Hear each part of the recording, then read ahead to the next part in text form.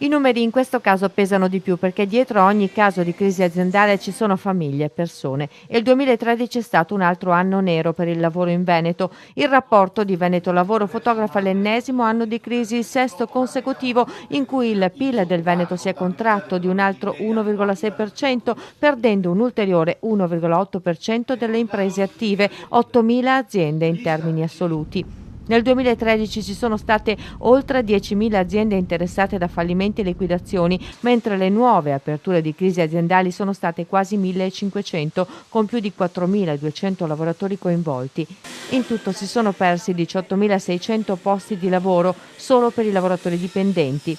In 6 anni sono andati in fumo 85.000 posti di lavoro, quasi il numero di abitanti dei comuni di Rovigo e Belluno insieme. Cifre che impressionano se messe una vicino all'altra. La disoccupazione è aumentata al 7,6%, che significa in termini assoluti 171.000 disoccupati, con un picco massimo di 195.000 nel primo trimestre del 2013, più o meno come gli abitanti delle città di Vicenza, Belluno e Rovigo messe insieme. Se si considerano anche coloro che hanno smesso di cercare lavoro o lo stanno cercando a determinate condizioni, il numero sale intorno alle 310.000 unità. Tra i giovani il tasso di disoccupazione è del 25,3%, ma la disoccupazione giovanile effettiva è di circa 35.000 giovani sotto i 25 anni, l'11% di questa fascia d'età. Padova è la città che ha perso più aziende, seguono Vicenza, Treviso, Venezia, Verona, Rovigo e Belluno.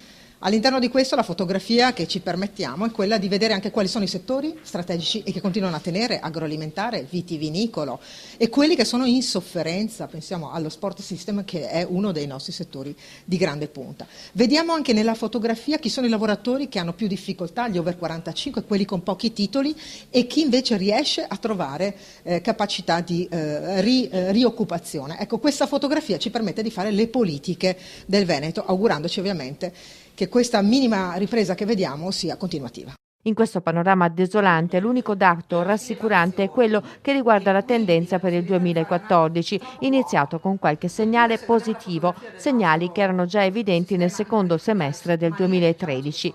Ma la relazione sottolinea anche il fatto che in Veneto funzionano molto bene i tirocini. In tutto il 2013 sono stati circa 25.000 e nel 65% dei casi si sono trasformati in un reale rapporto di lavoro, il che significa che bisogna insistere e accompagnare con provvedimenti specifici questa rivoluzione che sta cambiando il volto del Veneto. Beh, innanzitutto essere ancora presenti con gli ammortizzatori sociali, poi continuare con gli interventi sulle imprese, ne abbiamo aiutate 10.000 fino ad oggi con la nostra finanziaria regionale, e poi chiedere a livello nazionale che ci siano delle vere e proprie politiche sul lavoro.